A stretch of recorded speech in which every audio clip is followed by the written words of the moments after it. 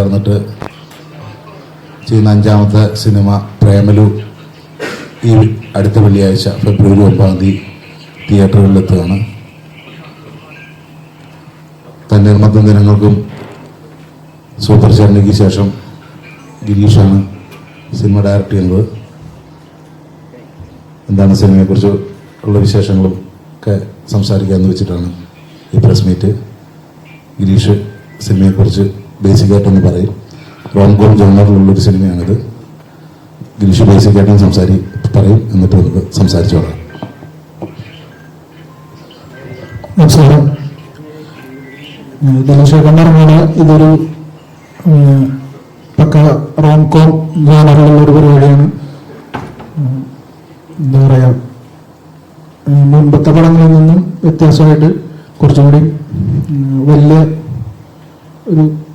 വലിയൊരു സ്കെയിലിൽ വന്നിട്ടുള്ളൊരു പടമായിട്ടാണ് നമുക്ക് ഫീൽ ചെയ്യുന്നത്. നല്ല മ്യൂസിക്കും കോമഡി റൊമാൻസും ഒക്കെയുള്ള എല്ലാവർക്കും, പ്രത്യേകിച്ച് യങ്സ്റ്റേഴ്സിന് ഇഷ്ടപ്പെടുന്ന തരത്തിലുള്ളൊരു പടമായിട്ട് ആണ് നമ്മൾ എത്തിയിരിക്കുന്നത്.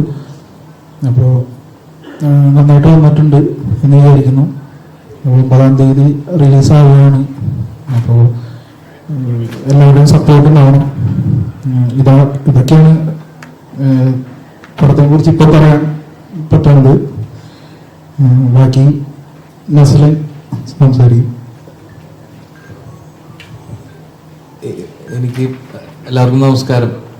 എനിക്ക് ഇവർ രണ്ടുപേരും പറഞ്ഞതിൽ കൂടുതൽ ഒന്നും വിട്ട് പറയാനില്ല. ഫെബ്രുവരി 9 വരുന്ന വെള്ളിയാഴ്ച റിലീസ് ചെയ്യാണ്. ഗിരീഷേട്ടൻ്റെ കൂടെ 4ാമത്തെ സിനിമയാണത്. ഗിരീഷേട്ടൻ ചെയ്ത എല്ലാ സിനിമയിലും ഭാഗമാകാൻ സാധിച്ചിട്ടുണ്ട്. അതിൽ ഭയങ്കര സന്തോഷമുണ്ട്. പിന്നെ ഭാവന സ്റ്റുഡിയോസാണ് അത് പ്രൊഡ്യൂസ് ചെയ്തിരിക്കുന്നത്. അവരുടെ കൂടെ അസോസിയേറ്റ് ചെയ്യാൻ പറ്റിയതിലും വളരെ സന്തോഷമുണ്ട്. അപ്പോൾ എല്ലാവരും സിനിമ കണ്ടിട്ട് അഭിപ്രായം പറയണം എന്നാണ് പറയാനുള്ളത്. Thank you. അമിത. എല്ലാവർക്കും നമസ്കാരം. ഇപ്പം ദിനേശേട്ടനും ഗിരീഷേട്ടനും എല്ലാം സിനിമയെ പറ്റി പറഞ്ഞു കഴിഞ്ഞു. ആക്ച്വലി നസ്ലിൻ പറഞ്ഞ പോലെ 9-ാം തീയതി റിലീസാകുമ്പം മാക്സിമം അന്ന് തന്നെയോ അല്ലെങ്കിൽ ആ ആഴ്ച തന്നെയോ പടം കാണാൻ ശ്രമിക്കുക. നല്ലൊരു ഫിലിമായിരിക്കും എന്ന് വിശ്വസിക്കുന്നു.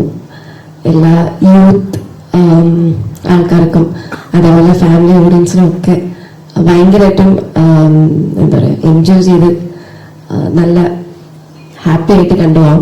ഫസ്റ്റ് തൊട്ട് ലാസ്റ്റ് വരെ നല്ല എൻഗേജിംഗ് ആയിട്ട് പോകുന്നൊരു മൂവിയാണ്. Thank you.